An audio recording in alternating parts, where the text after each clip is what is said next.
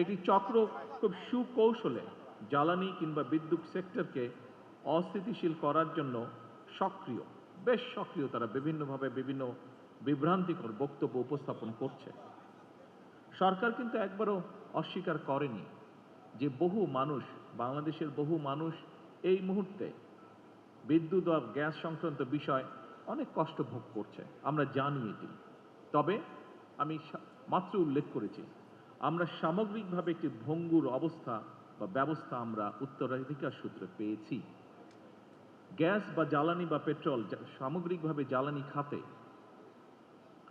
যেই অপরিকল্পিতভাবে প্ল্যান প্রোগ্রামগুলো গ্রহণ করা হয়েছিল, অথবা বিগত দিনগুলোতে কোনো নির্দিষ্ট মহলকে সুবিধা পাইয়ে দেওয়ার জন্য যে সকল নীতি গ্রহণ করা হয়েছিল, তার খেসারত সমগ্র দেশ, দেশের মানুষ এবং বর্তমান সরকারকে বহন করতে হচ্ছে।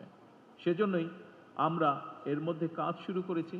আমরা কাজ করেছি যে এই যে অপরিকল্পিত প্ল্যান যেগুলো ছিল, যা আমাদের জ্বালানি খাতকে একটি বিপদের মুখে ফেলে দিয়েছে, কিভাবে সেটিকে সঠিক করে নিয়ে আসতে পারি, আমরা কিভাবে এমন একটি পরিকল্পনা আমরা উপস্থাপন করতে পারি যা বাস্তবায়নের মাধ্যমে এই পেট্রোল বলুন, গ্যাস বলুন বা সামগ্রিকভাবে জ্বালানি খাত বলুন, এর থেকে দেশ এবং দেশের মানুষকে ধীরে ধীরে আমরা সংকট থেকে ধীরে ধীরে আমরা বের করতে পারি, বের করে নিয়ে আসতে পারি।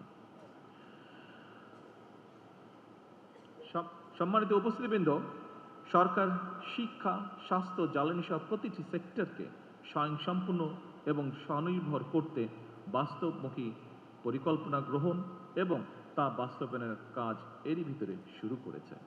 বাংলাদেশের স্বাস্থ্য এবং চিকিৎসা ব্যবস্থাকে আধুনিক করতে এবং স্বয়ংসম্পূর্ণ করতে সরকার ইতিমধ্যেই প্রথমবারের মতন স্বাস্থ্য খাতে দ্বিতীয় সর্বোচ্চ বাজেটকেও বরাদ্দ করেছে।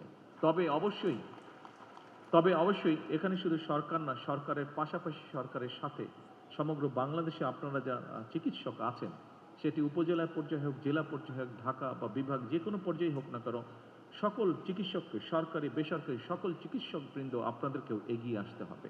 আপনাদের সহযোগিতা, সমর্থন, সাহায্য ছাড়া অবশ্যই সরকারের পক্ষে এগুলোকে বাস্তবায়ন করা সম্ভব হবে না।